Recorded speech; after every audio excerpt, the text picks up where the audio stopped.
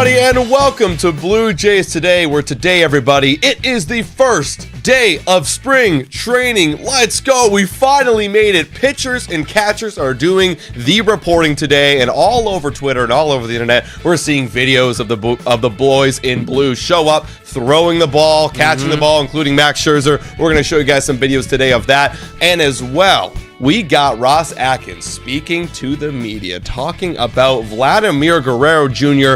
and what the latest updates are on him. Now, of course, Ross Atkins, we'll get into it in a little bit, can't give out too much details as part of the negotiation process, but I will say if you read between the lines, it is very encouraging. We're going to get to all those quotes and so much more. There's so much content because baseball is back. Let's get into it, folks. I'm your host, Adam Peddle. And I'm your host, Nicholas Paleolog. This is always like one of my favorite times of year. Like it, because you know, it's like you still got to wait a little bit for actual baseball, but just seeing the boys show up and doing that whole thing, like, it is a special time, especially looking at some of the newer faces that the Toronto Blue Jays have acquired, like a Max Scherzer. Like, we haven't seen Santander yet, but he is coming. So we're going to get to some of those highlights because we can actually, because it is spring training, show you guys the live video footage from spring training. Show Max Scherzer throwing the ball around. Show Joey Loperfido annihilating the baseball. Show Bo Bichette's new haircut because he's got a new dude that he's rocking with. We did already kind of know that, but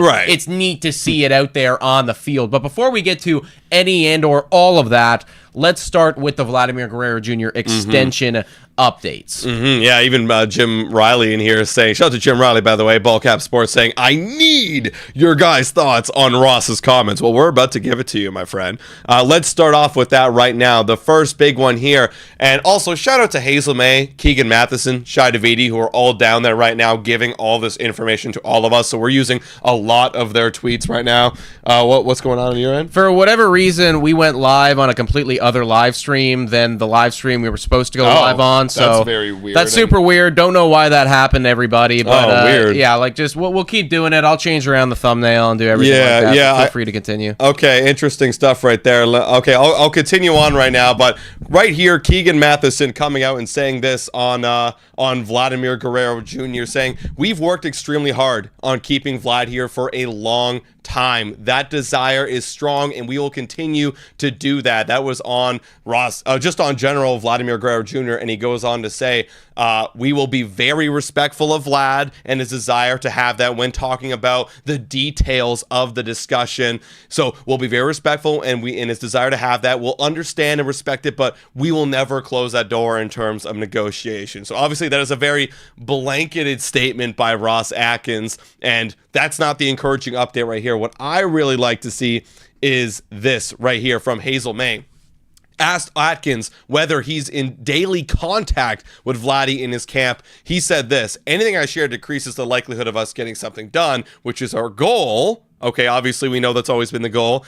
I could say that we have worked very hard and has Barry, I'm assuming that's Vladdy's agent, to find a way if there is one. So they are actively working towards a deal. Now, is that every day? Now, we don't know that for sure, but whatever it is, they are doing it to their most maximum potential to get a deal done as soon as possible. And that's very, very exciting. Now, I know that you're trying to get the thumb. I can't do it on Let my me end, do it. so While you do that, I'll leave for a second, and you give me your thoughts on Vladimir Guerrero Jr. and all these updates right now.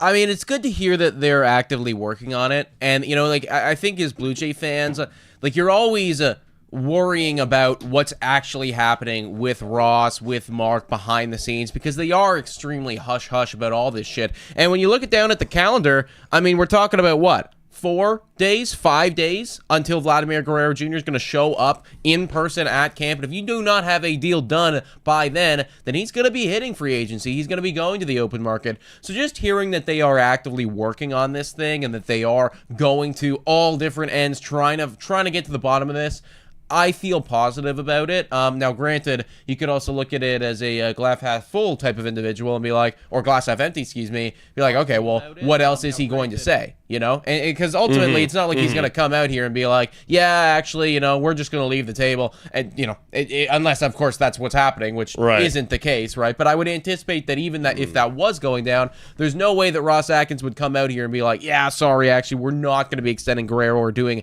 any of that. So it's kind of a nothing burger like he likes to do, but I do think that it is more positive than negative, honestly. Yeah, I agree. If you want to plug that in, you can upload it on your end. Yeah, no, I agree. It's all encouraging here, everybody. It's all encouraging. Also, give a quick shout out here to Last Duel Gaming for becoming a Bautista Bat Flip member. Let's go. Shout out. That is the highest member, by the way, that you could possibly be in the Blue Jays Today community. So big shout out to Last Duel Gaming, also known as Abba Edgar. He's an OG. He's been here for quite a long time. So shout out and W's in chat for Abba Edgar. Yeah, again, we have 5 days, everybody. We have 5 days until the 18th, which is, that's the day that we're not negotiating anymore. So between now and Monday, that's the negotiation window we've got with Vladimir Guerrero Jr. It should be in season 3. Oh wait, go to. I can't upload it. That's weird. I don't know what's going. YouTube and technology is weird sometimes, everybody. But we'll update the thumbnail. I mean, I'm sure you guys don't really care so much, but we'll update it a little bit later. Best I can do is give you a black border. So, there you go, black border. There you go, everybody. We'll update it afterwards. But also, we did just get another tweet, and that's the thing. That's the beauty of spring training. There's always more tweets coming out. Shout out to Daniela, who just pointed this out right now. Jose Barrios, La Máquina. Love to see him back in the Toronto Blue Jays clubhouse. He is talking about Mr. Vladimir Guerrero Jr., Jose Barrios, on Vladimir Guerrero Jr.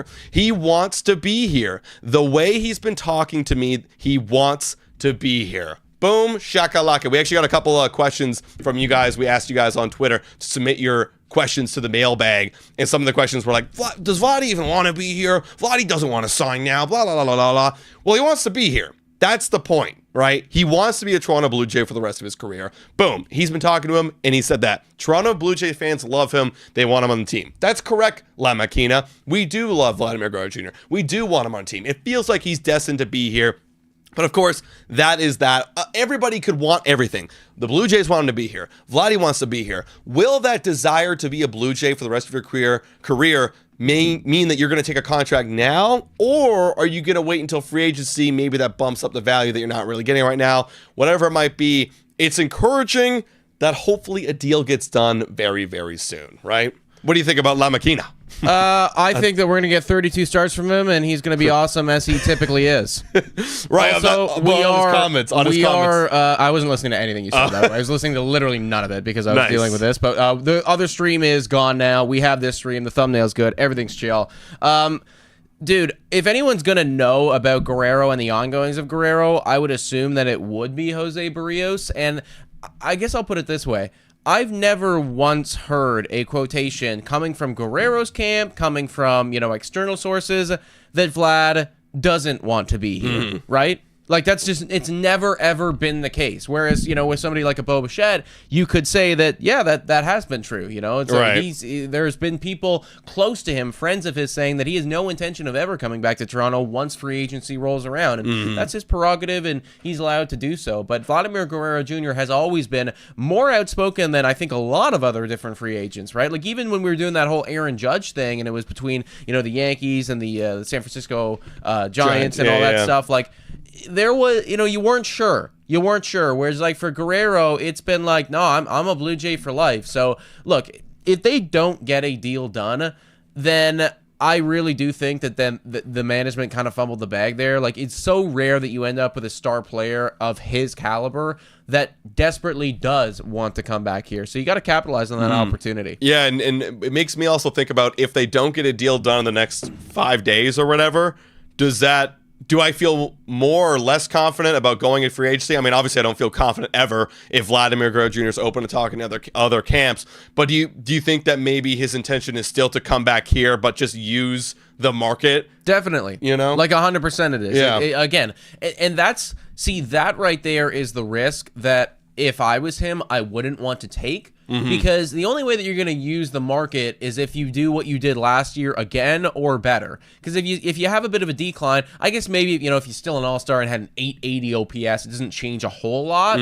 But if he was to go back to those 2023 numbers, for instance, still a good player, but not a $400 million player. Like Steve Cohen's not even going to be offering you $400 million if you have like a 810 OPS or whatever it was, right? So that's the risk right there, and ultimately why I think that in the next 4 days they're going to come to an agreement, because personally, I just would not want to take that risk if I was Guerrero. So many different things could happen. You never know. Who knows? Maybe the Toronto Blue Jays, right? Maybe the Toronto Blue Jays team, like, we just completely fall off a cliff. Maybe this is a good thing for him then. But we completely fall off a cliff, and then we don't want to extend them anymore. Right. And it's time to move on. Time to start a new window or what have you. So I just think that there's so many variables for Guerrero to consider, and ultimately the way to mitigate all of those is to just, like, hammer home an extension in the next 4 days. Yeah, I see it this way, guys. Look, Vladdy, if you were to tell me 3 or 4 years ago, Vladimir Guerrero Jr. is going to make, let's say it's $420 million. It's like somewhere in between the low 400 and the 450 that he wants. Let's say they compromise on a $425 million deal. If you were to tell me Vladdy is making a 425, I'd be like, holy shit. Yeah. He did it. Like, he became the Hall of Fame guy. He got it. Now, obviously, there's question marks. Is he there? Is he going to be consistent enough? This year will determine that. But, you know, if you were to tell me that and tell Vladdy that, you're like, oh, yeah, I'm taking that deal, of course. So for Vladdy, it's like, what more is an extra, what is an extra $50 million going to do for you? I mean, you already made the money. Go take it, maybe add some opt-outs that all these contracts have, some incentives as well, and see if you can make more money that way. How, like, what's your temperature check right now on, you know, because we do have 4 days to go. If we include today, right. 1, 2, 3, 5 days. So, technically 4.5, you know, of negotiation. Of negotiation. But, like, if they don't get a deal done by, like, 17th at, like, midnight, you'd anticipate that they are going to free agency. So the clock's winding down. Where are you at, like, temperature-wise in terms of whether they're going to get this done? I think I'm still 50-50, y'all. Like, I could see it not happening, and I could see it happening. Again, it is only 5 days, and I don't know where they are in the negotiations. That's the one thing that, like, I get it. I understand from Ross Atkins' standpoint. Well, we don't want to come out. We don't want to give too much away. Like, you don't want to compromise your position as the Toronto Blue Jays and everything like that. So, you know, it's tough to evaluate exactly where they are in this whole thing. Because, again, how many times have we heard, you know, like from certain individuals, oh, we're so close to signing this free agent, or we're so close to getting this deal done, or, you know, X, Y, Z, and then it doesn't happen, right? I mean, the Blue Jays, for instance, they thought for sure Corbin Burns was going to be a Toronto Blue Jay. Right. And then, you know, what actually happened? He went to the Arizona Diamondbacks, one of the furthest geographical locations away from us. So, you know, it would be great to know where they are at.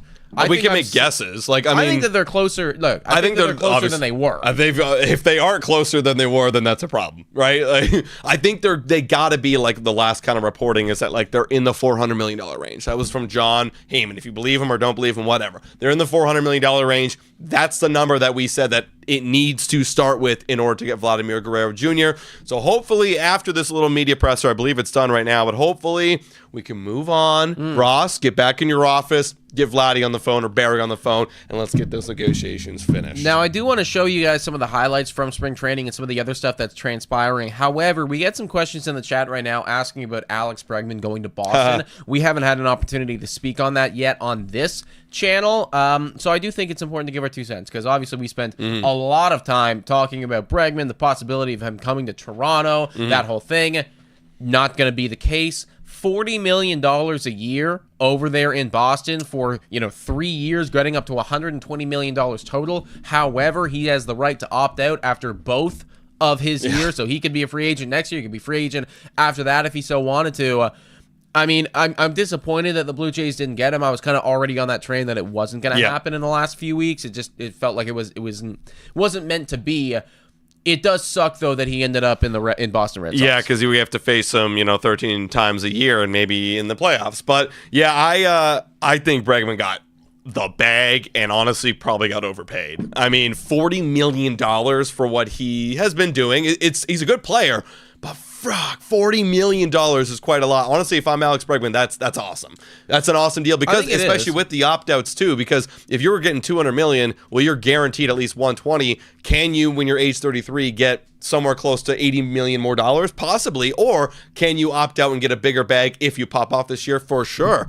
I think that he's winning right now. I think he's winning, but I also think that, like, this is a major win for the Boston Red Sox too, because the money only matters if it is inhibiting you to do other things. And they already have Devers locked down forever. Duran's on a cheap contract. They traded for Garrett Crochet. It's like they don't really need to add much of anything else. Plus, on top of all that, they're going to get 3, brand spanking new top prospects coming up potentially this year. Right. So, like, for them, I think it makes a lot of sense too, because it's like, well, we got money to spend. We want to be in right now.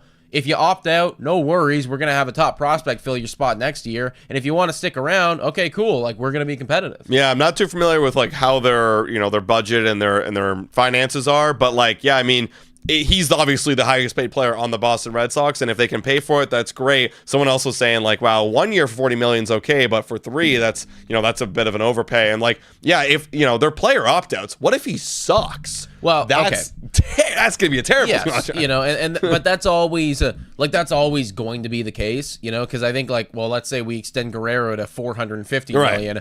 And then he sucks. Yeah, he sucks. He's like, well, shit, we're out big. So obviously you need to hope that he plays at a high level. But I think that, like, I personally still believe in Bregman. I know that there's a whole conversation of like, well, maybe one day the fall off is going to be steep. And was it already happening? Again, it could be, could not. We'll see. I don't think so. I think that he's still going to be a pretty top tier talent, especially sandwiched in that lineup between Duran and Devers. That's where they currently have him batting second for the Red Sox. Ultimately, folks, it made the Red Sox a lot better right now. And that's when the season starts, forget the money, forget all the contracts, forget it. None of that matters. It matters, can we beat them on the field? It's going to be tough. Yeah, it is going to be tough. And we were talking on Bad for Baseball. It's actually out right now. We were talking that like which team is going to be the better team, Orioles or Red Sox, and there's legit arguments for both of them. It's a lot closer than you might think, right? And which puts the Blue Jays in a tough spot right now. Puts the Blue Jays in a tough spot. I thought we could have been. It was Toronto and Red Sox, and like who's fighting for third. Are we in fourth? But we'll see. The season's got to play out first. Let us know in the comments, guys. Who do you think's better out of Boston or Toronto? Right. Toronto or Boston? Personally, I'm extremely biased towards the Blue Jays, but I got to face facts here. That Boston lineup, or that lineup, really good. And then they make the trade for Crochet, and Houck was good last year, and the bullpen's got pieces that like could again like. Let's face it, their bullpen's going to be better than our bullpen, probably. Yeah, I'll say their bullpen's the slight edge right now. I mean, they're top heavy, and then it kind of falls off. But then I'll say our rotation's the top, slight edge. And then, actually, I think our rotation is probably a little bit better. I mean, it's just like deep and very good. And then their lineup definitely better than our lineup. So we'll see how that plays out over the full season. But let's move on. Let's talk about spring training, everybody. We have literally, I've got like 15 tabs open of everything spring training related. To finish off with the Ross Atkins presser, the only other piece of information that came out other than Vladimir Guerrero Jr. was Ross Atkins talking about a guy to look out for. This is from his mouth right here. Again, shout out to Keegan Matheson for the quote. He said, here's a surprising quote from Ross Atkins on which Blue Jays prospect he was excited to see. He said, I'll single out and put some pressure on Alan Roden. He's done so much to put himself in a position to move through the system quickly, ... Very rare for Atkins to single anyone out. And yeah, I mean, Atkins does blanket, political statements, never really gets into the meat and potatoes of anything. He just singled out Alan Roden and expects him to be really great. And we've always been talking about Alan Roden. He's been my dark horse guy for like 2 years now.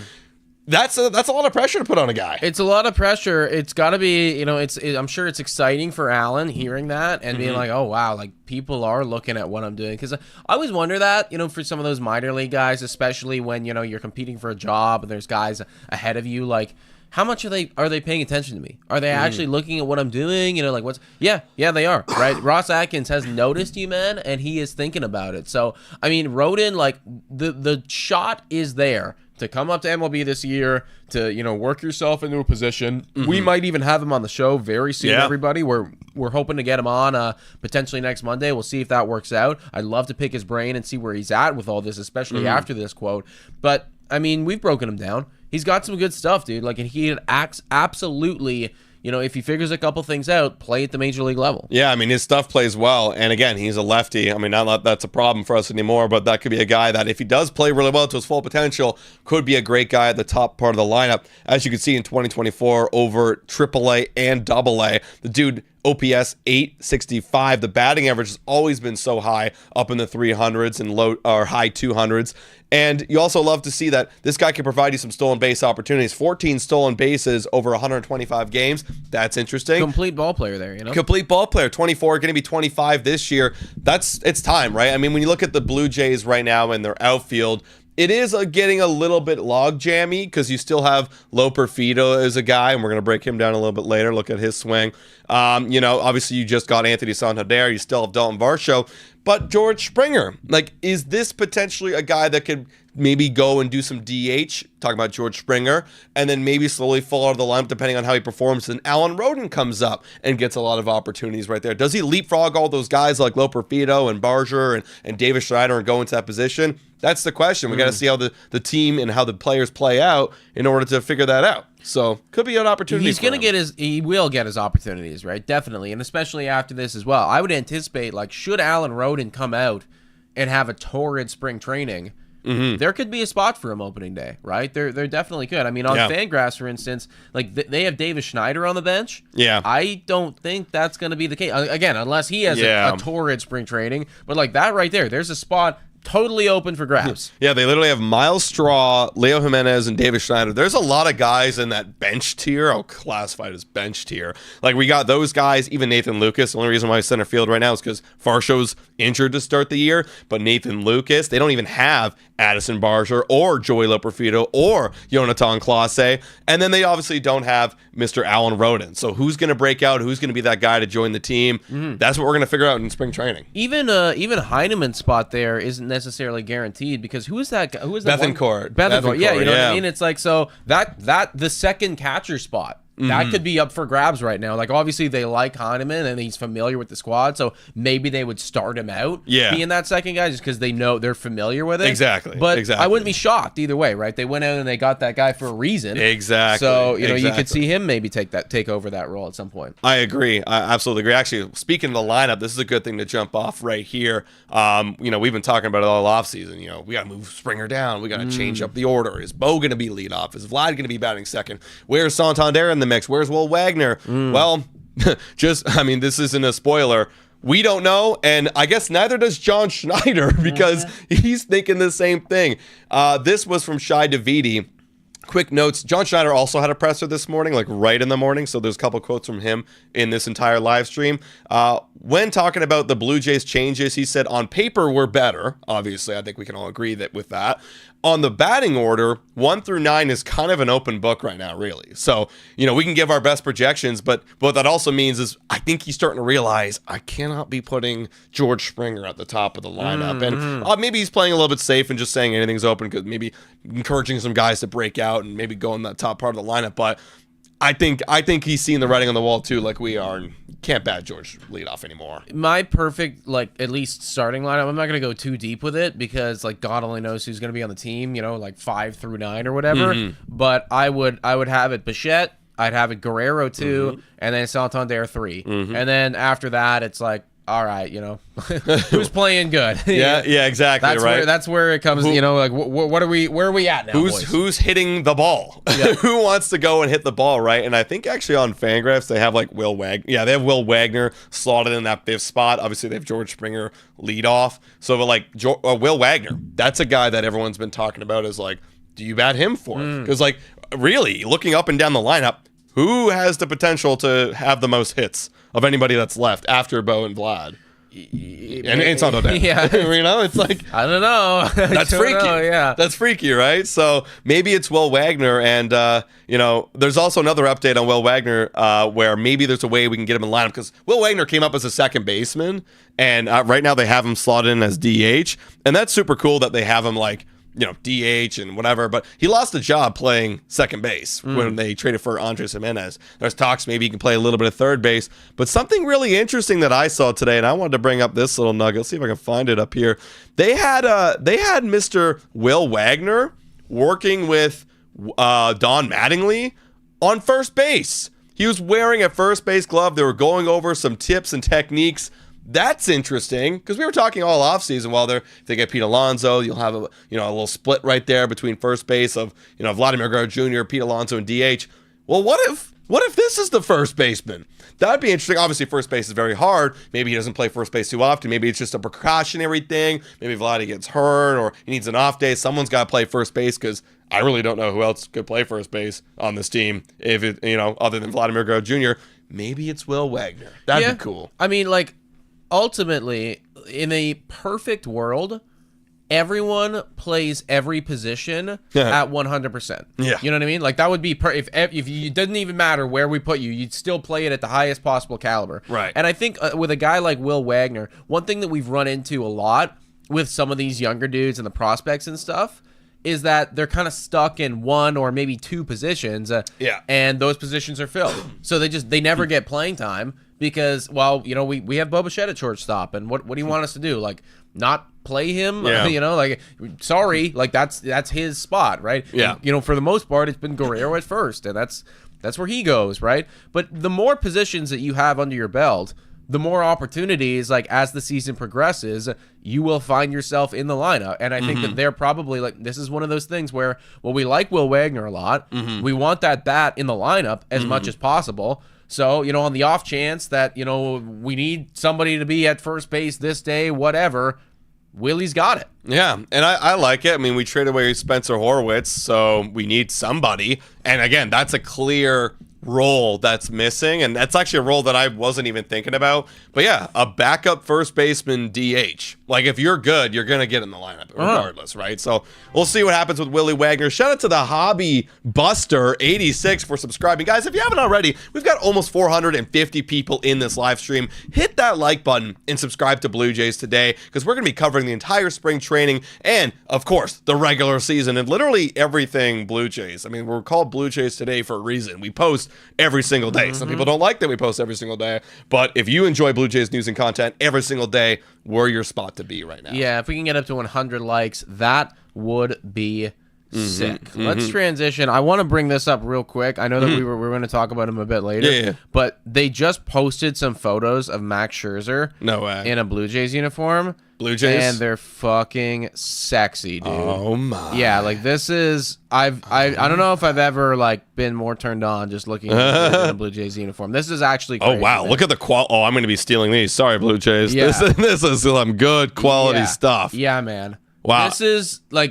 This is going to feed families right here. Yes. Oh my god. Look at that. Mad Max. Max. I love I have the blue and the brown for his eyes. Yeah. I love that. And look, dude, look at that. Can you imagine this guy staring you down? Oh my god. Getting his sign from the catcher. Dude, he kind of looks like Chris Bassett, actually.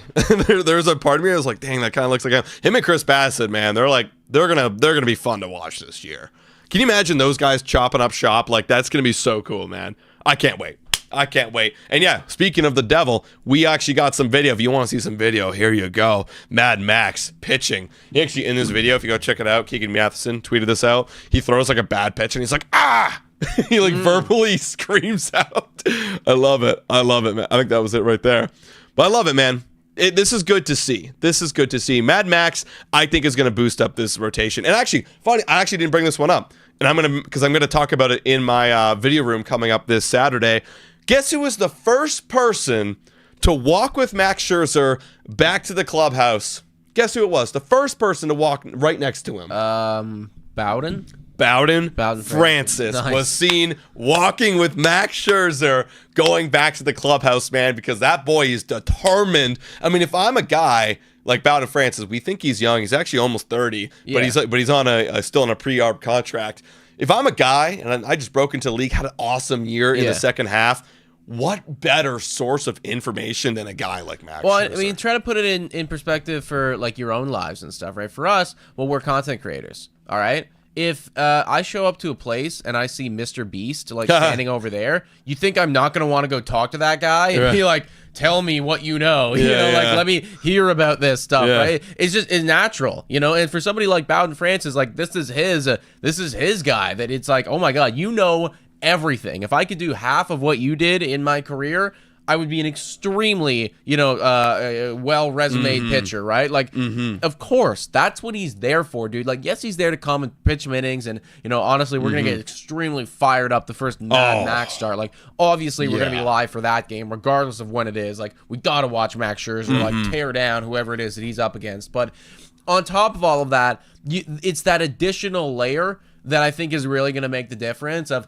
tell me what you know, impart your wisdom on me, right? Like, I want to see how do you warm up? What do you throw in this camp? Yeah. How did you attack this guy? What were you thinking there? You know, like all of this stuff, he can tell you, and he knows better than anybody. Oh, I know. Like, it's funny, and the funny to think about that, like, Bowden Francis is right now, other than Alec Manoa, he was there today. Love seeing Alec back with the boys. Other than him, like, Bowden Francis is our, like, young gun. And he's 28.8 years old, according to Fangraphs. Like, it's an old rotation, dude. We are very, very old. It is actually mildly concerning in that regard. Like, we've got to get one of our young pitching prospects to actually develop and stop getting injured. I know. And I know. I'm looking at you, Jake Bloss. You know? Like, Jake, that's crazy, man. Jake Bloss is literally the next guy up. We gotta pray, dude. We gotta pray, because the rest of them just keep dying. They just keep dying, and you know, like it all started with Nate Pearson, when it's like that was like one of our best prospects that we've had in a long time since Vladdy. Could never figure it out, kept getting injured. Yeah. Poor Ricky Tiedemann right now. He's not gonna pitch for a whole year. We need Jake Bloss to come up and bring some youth back into this rotation. I know, right? Also, I see people coming in. You're probably coming in a little bit later being like, is there no Vladdy extension update? We covered that in the beginning. Maybe at the end we'll circle back and cover it. But essentially, again, I can't really summarize all the quotes Russ Atkins said, but it was exciting to see that they're working on getting something done. Before we move on, let's give a quick shout out, guys, to the sponsor of this video. Whoa, time for a quick shout out to the sponsor of this video. Hit your picks and knock it out of the park with Betway. Scan the QR code down below to join the action. Only available in Ontario. Must be 19 years of older to participate. Please play responsibly. Now, everyone, back to the content. Shout out to Betway, everybody, for being absolutely phenomenal. This is a place to go if you have any interest at all in sports betting, and there's gonna be a lot of baseball to bet on coming very soon. Yes, there is. So let's talk about some other kind of news and updates, some injury news and updates. Everybody, we knew, like we brought up a little bit earlier, that Dalton Varsho might start the year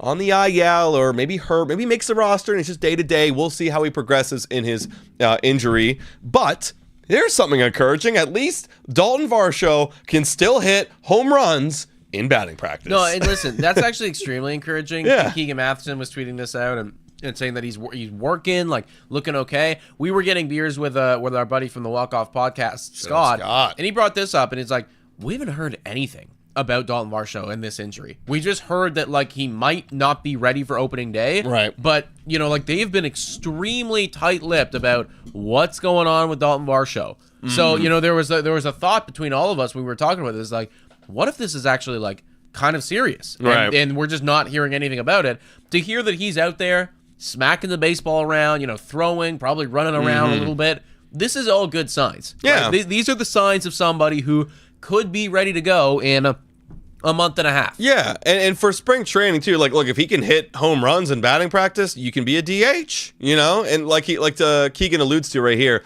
throwing and parentheses and slamming into walls will be a bigger part of his recovery timeline. But this is honestly more than Keegan expected to see from him on February 13th. So that's exciting. We get on Dalton Varsho a lot on this channel. Probably the last 2 years, probably gotten him quite a lot. And part of it's probably not his fault because of the trade that Ross Atkins made. But I will say this, Dalton Varsho is a very important piece of this Blue Jays team, especially defensively and generating WAR. Yeah, like we need him back for opening day because, look, I'm not expecting Dalton Varsho to be the guy to hit home runs anymore. We got that guy. That's Anthony Santander. And hell, we're not even talking about it. Dalton Varsho comes back. Maybe that's your 4 or 5 hitter right there, right? So, yeah, and big part of the lineup. And I do see people in the chat being like, who cares? He's a useless bat, whatever. Oh. I get it. Dalton Varsho's not the sexiest guy to look at when he's coming into the lineup. It's just not. Like, I don't think that he's ever going to develop into that, you know, hitter that we were hoping for.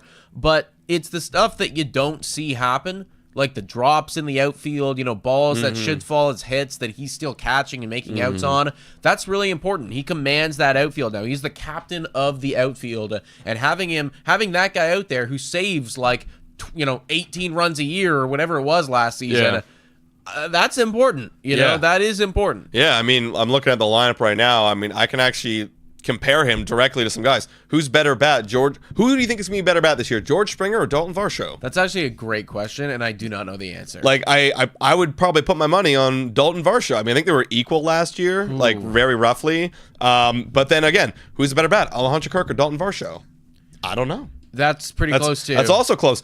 And Andres Jimenez, he's been bad for the last couple of years. Ernie Clement, now maybe you got an argument Ernie Clement, Nathan Lucas, we don't know. But the point is, even if he can't play the outfield to start the year, let's just say that scenario, and he can DH him, right? Unless it affects Will Wagner, but put him in the lineup. He's a bat that you probably need at this point.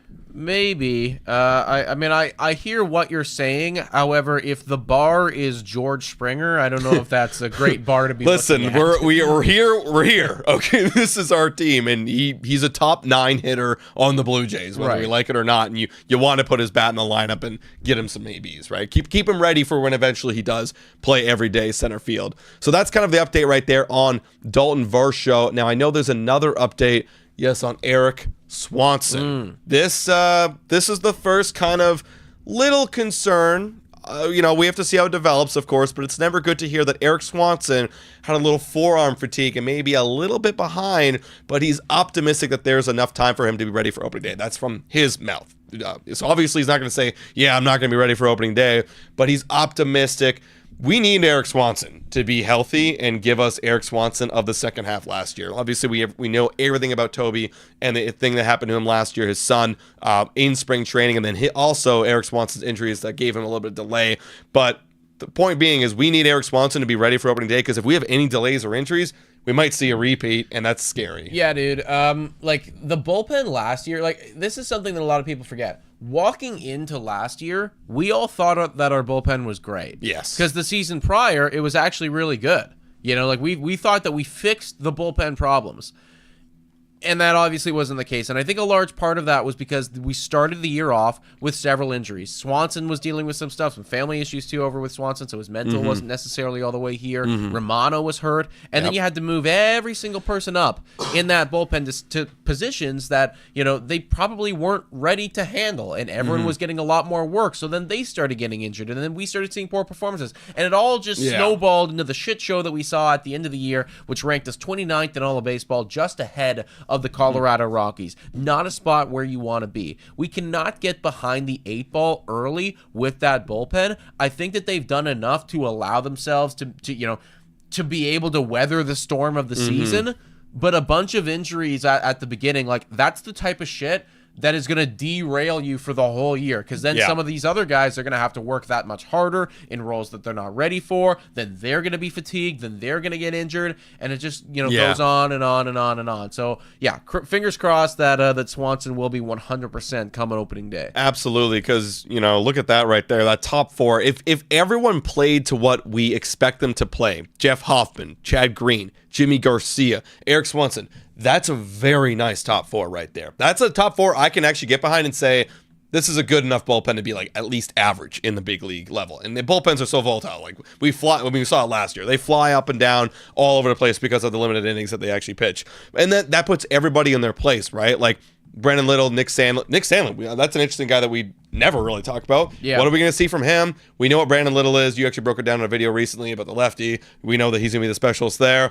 We need another one, honestly. Maybe that replaces Tommy Nance. But there's potential here to be a good bullpen. We can't have Eric Swanson hurt to start the year. That's for sure. Yeah, exactly. And we got people saying it's like bullpen looks a lot better. It does. But that, you're also looking at it through those rose-colored glasses of, oh, well, everybody's going to do what we expect them to do, which couldn't be the case, right? Remember when Jimmy Garcia was not good? Yeah, that was only a year ago. Yeah, you know what I mean? Like we're not that far removed from when we thought Jimmy Garcia wasn't good, and then he was good. And then we traded him, and he wasn't that good. You know what I mean? So anything like this shit goes up and down, That's up and down. so funny. Like Jimmy Garcia's career is like that. He's like the Matt Olson of bullpen relievers. But even on a shorter time frame. Yeah, like he'll be even like in the past too. When we signed him, he was like an up down. Yeah. And then we experienced a down when we first got him, then an up, and then yeah, we're here where we're at right now. So maybe we'll get it down. Well, and fingers crossed that we don't, right? Because that bullpen's gonna look a lot different terrible. if age starts showing for Chad Green. Oh no, you know what I mean? Like there's things in here. Again, it's a good enough place to start the season. I'm not gonna lie to you guys and say that we have the LA Dodgers of bullpens or anything like that. And especially dealing with injuries at the top, like that is going to hurt you. So one thing that we cannot do if you're the Toronto Blue Jays, I know you're gonna feel like you gotta force it and everything. Do not rush anyone. Take your time. You know what I mean? Like you even saw it with Kevin Gausman too when they rushed him when back. they rushed he him struggled back. for half the like, year. Look, I'd rather you just take your time than come out and give me a 5 ERA because that's what's gonna exactly. happen, I'd rather pitch like Tommy Nance and give me a 4 That's ERA. the thing. It's like these guys think that, oh yeah, like I'm gonna rush back, I'm gonna still be feeling it, and I'm gonna play great. You know. Yeah. But you don't. You actually don't play well. No. And that hurts us more than having you just be over there resting until you can come and play at the elite level that we know you can. Especially in the bullpen too, when you're looking at like guys like a couple bad innings and you're awful. I mean, looking at Jeff Hoffman, he obviously had a great year, but leading up until the final day, he had like a 1 point something ERA. He had a couple blowups. Boom! It's like a 2 something, and it's like you might go, oh, that's not really a big difference. That's a whole ERA point that makes you think about a guy differently. Yes. Right. So let's not do that, guys. A couple other little nuggets here. A couple more videos. We have Bo Bichette and Joey Loperfido in the batting cage. There's Bo Bichette. If you didn't recognize him, that's his new haircut from the back. Yeah, he's got no more flow, man. No more flow. He is cut it off. He's a new man right now. Honestly, it's growing on me quite a bit. Yeah. It's the short hair gang, bro. He saw what happened with Vladdy. He's like, yeah.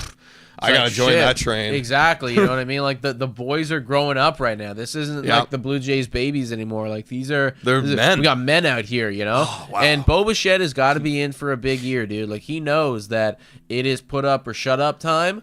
And if you are 100%, I don't want to come back to the Toronto Blue Jays, then that's even more so because you got to convince some other team that you're worth a lot of money. Yeah. Only way to do that is by playing good baseball. Yeah, and I didn't get the quote right here, but I did see a quote earlier today basically saying like Bo Bichette looks good. He looks strong. He looks healthy. He did a little BP stuff today. He just looks strong and healthy and good. Let's see if that translates into some MLB stats. Yeah. Then you can be strong and healthy and be a big part of the lineup. If I was Bo Bichette, I would have been working a lot this offseason. Oh, 100%. Because again, 100%. this is we have a contract year. It's pretty likely that you're not going to sign back with the team, and you already know that. So you got to get out there and convince people that you're the guy. Yeah. If he bounces back and becomes Bo Bichette, everyone will forget last year. Probably. Everyone forget it. Probably. Also, this is totally off topic. I'm not even going to bring it up right here, but this is about Marcus Stroman and the Yankees. Yeah. So for those Blue Jay fans that know that things get weird with Marcus Stroman in spring training, Aaron Boone said that he had an idea that Marcus Stroman wouldn't show up for workouts the last 2 days, and he understands that how it looks, and he calls it a little bit awkward situation, but he's talked to Stroman, and he expects him in his camp in the next few days. So Stroman's just saying, screw it, I'm not coming. he just didn't show up. Yeah. He just didn't show up. I mean, veteran players do that sometimes. And I would say that unless you are like a Max Scherzer, you show up. Yeah, and even Max Scherzer shows up. He already did, You know what I mean? Granted, he is on a new team, so it's like, okay, you want to make a good first impression, but like, no, you should be. You got up. Is Garrett Cole showing up? Because if Garrett Cole's showing up, then you better fucking show up, Marcus Stroman. I know, dude. That's what I would be thinking. That's always been Marcus Stroman. I mean, we all heard about this situation where he kicked out all the guys when he was with the Blue Jays. That's actually just crazy. I don't know. He gets weird. I like him as a entertainment personality. Got a weird ego on him, though. Weird ego. You know what I mean? Weird ego. Kind of like the Cam Newton of baseball a little bit. Yeah. That guy's been going crazy. He's been going crazy. He's trying to hold on to relevance so damn bad right now. He talked about how MLB was like on a steep decline. And I know. But yet the numbers have been better than they ever have. Yeah, it's like, what all are you right, talking about, thanks, bro? Cam. You keep chatting, bro. Yeah. We got, I think this is kind of our last little nugget, unless there's something that you saw today. For those who are wondering about the roomies, we have some new roomies. Spencer Horwitz is out, and Joey Loperfido is in the roomie camp with Ernie Clement, Davis Schneider. Wow. That's Catan nights will never be the same. They'll never be the same. What if they ask him, so Joey, do you play Catan? He goes, what's that? No. He better play Catan. We're cooked if he doesn't play Catan. Holy shit. On a roster standpoint, like, I know the roomies thing were like a huge thing last year, but I could literally see 2 of these dudes not making the roster. 100%. Yeah. Like Clement will be there. Clement's good because he played a good base over at third. Yeah. But I don't think David Schneider is going to be on the opening day roster. I don't think so. And Loperfido, he'd be like right now. If you look at Fangraphs, like he could take Miles Straw's spot. Where is it here? I just think that there's that could be. I think there's other. Like I'd rather Alan Rodin. I know. You know what I mean? I know. I'd much rather have Alan Ronan And too. maybe Ross Atkins would as well, based on the comments that he made. Right. It's So, his decision. Exactly. Inevitably. Ultimately, like he's gonna be, helping talking with John Schneider about all Yeah. of this. So Yeah. That's a good point. That's a good point. Maybe he forces the like if Alan Ronan has any signs of good showing in spring training, boom, bang, you there made you it. are. You made it. I think those bench spots for the Blue Jays are definitely open, and especially so if Dalton Varsho's not ready. Yeah. Because then it's like, okay, well now we need another outfield there, Yeah. on top of the bench outfielder that we'd want to have. Yeah, that's true. We don't even have Dalton Varsho in that roster No. on the MLB roster right now. So that's another spot right there. There's a lot of competition. This spring training is going to be entertaining because there's so many storylines. You'll see it next week, guys. But, this is the last dance. This is it. That's our new trailer. Spoiler alert. This is the last dance. Like, not only are we talking about, like, all the guys that could potentially make the roster in that bench tier that I talked about, but, like, what about Bo Bichette? What about Vladdy? What about guys like Scherzer and Gosman and Francis? Francis is a whole storyline I'm going to talk about this weekend. But this is it. This is the start of what could be the last dance for the Toronto Blue Jays. Yeah. Also, before we move on to questions, because we're going to take a couple of yours from the mailbag right there, I did want to bring up the fact that Spencer Horwitz going to be out for 6 to 8 weeks. That honestly sucks for him. I really hope that he gets back and gets healthy and everything. However, just looking hindsight, it's like, okay, I mean, trade's working out early right now, but Right. of course, want that guy to get fully healthy and on the baseball field because we know what he's capable of. Yeah, and again with hitters too, like different than pitchers, where if you're out until maybe the last week of spring training, like you can get back on track pretty quickly. Like they always say like everyone's different, but it takes like give me 20 at bats and I'm good, and I can hit some big league pitching. So whereas it's very different for pitchers, where you got to have that same consistent arm slot for 80 to 100 pitches if you're a starter every single 5 days. It's a lot. Very hard. Yeah, So it is a lot. yeah. So good luck to Spencer. Hopefully everything works out because I think that he'd be a very good addition to that Pittsburgh Pirates lineup. We've got a question here because we'll circle all the way back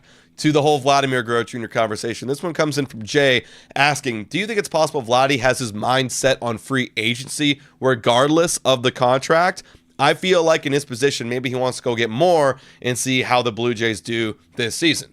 Good question there, Jay. I don't think so. I don't think he's got his mind set on anything. I think that he's got a preference. And, I'd only be speculating on what that preference is. But, he's, a human being, just put yourself in his shoes, right? You'd probably be favoring one or the other. But if you actually liked Toronto, which apparently he does, then there will be a number where it's like, okay, I'm good. Even if he's favoring free agency, if you like Toronto and they offer you, X amount of dollars, there will come a number, a threshold where you go, yes, I'm ready to sign that. There's a Toronto number, and then there's a we leave Toronto number, and we'll see what if he gets the Toronto number. He probably takes it. Look, I mean, like he can tweet it out. Jose Breos just came out and just said it how it is. He wants to stay here and play in Toronto. That's it. Like if that's your priority, and we've been talking about all offseason how Pete Alonso wants to stay a New York Met, and he took way less money. Way less money. So I mean, again, Vladdy's a different animal than him, but like. If that's the case, then there should be a number that they should take. So right? I don't think he's set in stone on anything, man. But obviously these extension talks will impact his mindset on free agency because there's going to be a little part of him that's that little greed part that's like, okay, they're offering me $400 right now. If I just play really good for 6 months, can I get to $500? Right. And I'm hoping that little voice that's saying that isn't too loud. No, I hope the voice that's louder is I want to sign and be a Blue Jay and get this done with, but also like maybe if I play, what if I get hurt? What if I don't get the numbers I want and it goes way less than the numbers that the Jays are offering me? Yeah. That's the voice I want. A little bit of say it's a safety. I mean, that's fear. Protect yourself, Vladimir Guerrero Jr. Also, Real Deal Prime saying loyalty is gone. I'm assuming you're talking about Guerrero, and I've never found this with like sports contracts. I know that people get like all up in arms. It's like, oh, like you left us, for that team or whatever in free agency. I don't really feel that way at all because at the end of the day, like, let me ask you guys, if you've been working a job for like 5 years and, you're That's what it is. You're working this job, and then another company comes around in the same industry and says, here's the same job, but for $30,000 a year. Yeah. Okay, yeah. I'm probably going to take that job. Yeah, exactly. Like, I might like this job, but then again, I might compare. Okay, like, is this job paying me enough, the current one that you have? And do I like the benefits of this job? Do I like the people I'm working with? Do I like the work I'm doing, you know, versus the other job where it's maybe similar, but you're in a different office building. Maybe it's further downtown, you know? Point being, it's like, I don't really think that, like, loyalty factors into it, right? Daniela says sports is a business, and, you know, for Guerrero, his business is hitting the baseball really hard and, you know, doing it at the MLB level. So, in that regard, he's got to look out for his business and take the best offer on the table or what he feels would be best for him. So, you know, I think I personally wouldn't hold anything against him if he hit free agency and if Steve Cohen offered him $1 billion that, you know, he goes to the Mets. For me, it would all depend on, like, what the contract was inevitably. Like, if it was the exact same number that we offered and that came out, then I'm like, okay, well, clearly you didn't want to be here if that was the case or whatever, or maybe they were offering something different. But if that happened, would you be more angry at Guerrero or more angry at the management? I don't know. I guess it depends on the number. Like, if it was like $550 million and like we were able to go that high or something, depends on how he plays as well this year. But like, it all depends on how it goes down. You know? I think I'd be more personally, I would be more pissed at the management regardless of what the number is. Because if you're the same, like if you have the exact same number as, you know, the Mets or whatever, then I would anticipate that what's playing into it is the relationships that you had with the front office, with the coaches and everything like that. And if they're good, you would take the same amount of money. Right. And if they're not good, then you'd go somewhere else. Yeah, now, I'm pretty sure they are good because he said he likes Yeah. Toronto, he likes Blue Jays, everything like that. But well, actually, that's a great transition to this question. It's, I mean, a question. I think it's mostly a rant from Jid right here, talking about that management, saying, with Ross Atkins' recent quotes, and we brought this up earlier in the podcast, I think Vlad is gone for sure. Totally different reaction than we got. Vlad gave him his numbers. Ross had months to approach Vlad with the correct contract. Now, 2 or 3 days out from the deadline, he says they'll continue working hard and find a way if there is one. There was one in all capitals. He literally gave Ross the exact number months ago. Unbelievable how dumb Ross is. Vlad has been disrespected by these goofballs too much, and I wouldn't be surprised if he doesn't want to play here anymore and the blame is all on Ross. How much of this do you feel is warranted, this anger from Jid? Before I say that, Jid in the chat says Jid seems very smart. Clearly no connection whatsoever to the comment. Look, I hear what they're saying, and it is ultimately it could be that simple. It could, right? It's like you got the number. It's like, well, if you just give him that money, then we're set. Right, but we don't know what that number is, and we also have got to remember that this is a business and all that shit and whatever. So yeah, because I wanted to bring up this, from a business standpoint. If you had months to negotiate, why not take that opportunity? Like, okay, yeah, you want him done, and if you know as a business, okay, we're okay with this X number, that's gonna be our final offer. Why wouldn't you take the opportunity to kind of like work a deal that is favorable if you're given that time frame, right? Like, and again, maybe you could say that's disrespecting him, but again, it's all the way you approach it. Like, if you know, like, I have an opportunity here to utilize his time, why wouldn't you? Right? Well, but we don't know if they haven't or have not done that. Yeah, we don't know that, but again, they could have been. It's possible they've been working or slightly talking about it, for a long time. There's also an element as well where, well, the number, when you get closer to the deadline of something, like the number and the actual, and this is just like, human psychology and human nature. It's like it's more likely to get done if the deadline is imminent. Think about, fantasy trades or something. If the deadline is in 2 hours, right, my price for said individual is probably different than my price of that guy a month ago. Yeah. I mean, I do it all the time. I'll offer you my second, and then if you don't take it, well, by the deadline, I'll give you my first. Right. Like, it's like, that's what I'm saying. Like, can I get them to, step down a little bit? If not,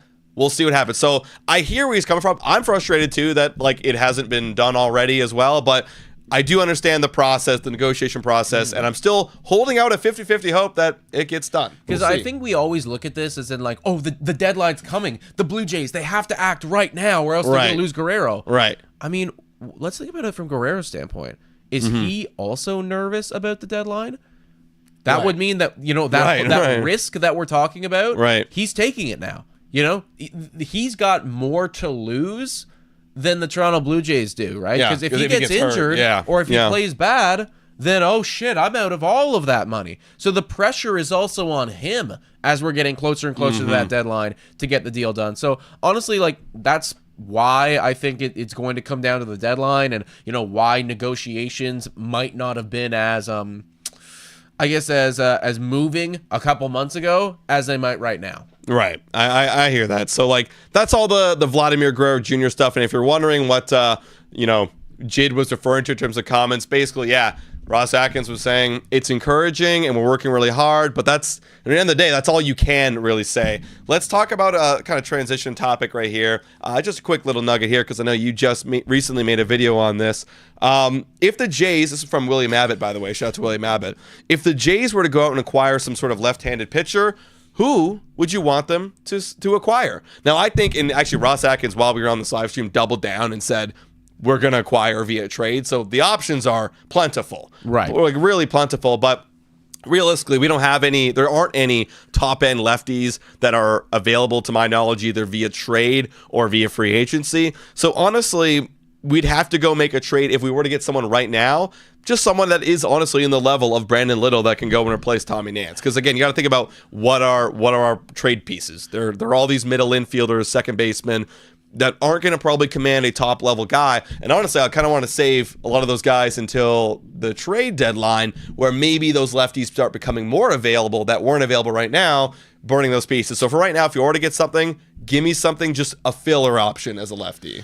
I think I'd want a bit more than a filler option. And again, me too. I don't know who out there is fully available. And again, we're talking about negotiations. Prices for a trade might be a lot higher now than they might be, a couple months from now. So that might be incentivizing the Toronto Blue Jays to wait on it.